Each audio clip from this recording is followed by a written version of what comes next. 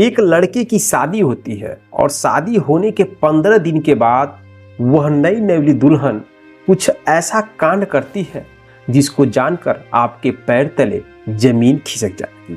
नमस्कार दोस्तों, मैं हूं संतोष, आप सभी का स्वागत करता हूं अपने इस यूट्यूब चैनल में। दोस्तों, आज की कहानी उत्तर प्रदेश के मैनपुरी जिले की है। उत्तर प्रदेश के मैनपुरी जिले के भोगांव थाना क्षेत्र के गांव कुलीपुर में 9 मई 2026 की सुबह ऐसा हंगामा मचा जिसने पूरे इलाके को हैरान कर दिया। घर के बाहर अभी भी शादी की झलकें दिख रही थी, झालरें लटकी थी, दीवारों पर हल्दी और मेहंदी के निशान बाकी थे, लेकिन उस घर की खुशियां रातों रात गायब हो चुकी थी, क्योंकि उसी घर की नई नवेली दुल्हन अपने शादी के सिर्फ 15 दिन बाद ही अचानक गायब हो गई थी। जितेंद्र कुमार गांव कुलीपुर का रहने वाला एक साधारण सा लड़का। उसकी शादी 21 अप्रैल 2026 को फर्रुखाबाद जिले के कुंवरपुर लोधपुर गांव की रहने वाली अचला के साथ बड़े धूमधाम से हुई थी। 20 अप्रैल को बारात गई थी, पूरा गांव नाचा था, डीजे बजा था और जितेंद्र ने मुस्कुराते हुए सबके सामने कहा था, अब जिंदगी नई शुरू होगी। उसे क्या पता था जिस लड़की का हाथ वह पकड़ रहा है उसका दिल पहले से किसी और के पास था। 8 मई 2026 की रात पड़ोस में दावत थी, पूरा परिवार वहीं गया हुआ था। करीब 11 बजे सब लोग वापस लौटे। थके होने की वजह से सभी लोग जल्दी सो गए, लेकिन रात के करीब 2 बजे जितेंद्र अचानक उठा।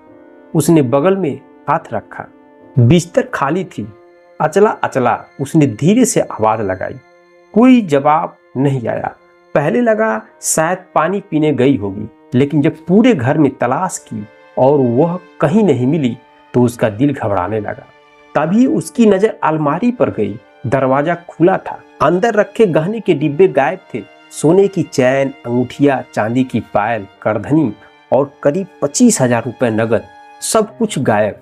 जितेंद्र के हाथ कांपने लगे। सुबह तक गांव में खबर फैल चुकी थी कि दुल्हन प्रेमी के साथ भाग गई, लेकिन असली झटका अभी बाकी था। उस दिन जितेंद्र के मोबाइल पर एक फोटो आई।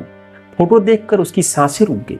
उस तस्वीर में अचला एक युवक की बाहों में मुस्कुरा रही थी। वह युवक था अरुण कुमार, उसी गांव का रहने वाला लड़का जो नोएडा में प्राइवेट नौकरी करता था।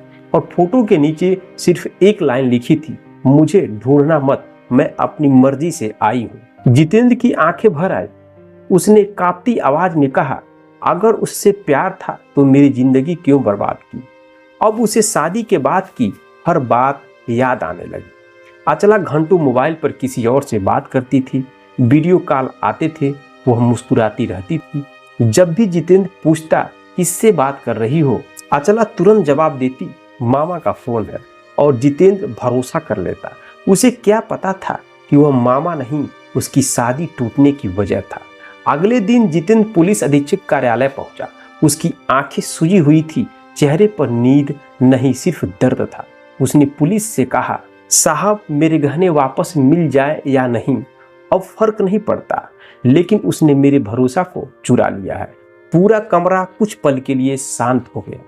उधर अचला के पिता भी सदमे में थे। उन्होंने धीमी आवाज में कहा, अगर हमें पहले से पता होता तो यह शादी कभी नहीं होने देती, लेकिन अब बहुत देर हो चुकी थी। एक शादी टूट चुकी थी, 2 परिवार बदनाम हो चुके थे और एक लड़का अपनी ही शादी की तस्वीरों को देखकर रो रहा। उस रात जितेंद्र अपने कमरे में अकेला बैठा था, सामने दीवार पर टंगी शादी की फोटो को देख रहा था। तस्वीर में अचला मुस्कुरा रही थी और जितेंद्र धीरे से बोला, 21 अप्रैल को तुम मेरी दुल्हन बनी थी और 9 मई को किसी और की मोहब्बत में तुम फरार हो गई। उसकी आंखों से आंसू गिर रहे थे और कमरे में सिर्फ एक चीज बची थी, टूटे हुए भरोसों की खामोशी। तो दोस्तों, यह रही कहानी। मेरे दोस्तों, यह घटना आपको मैं क्यों सुना रहा हूं, क्योंकि आप सतर्क और जागरूक हो जाए।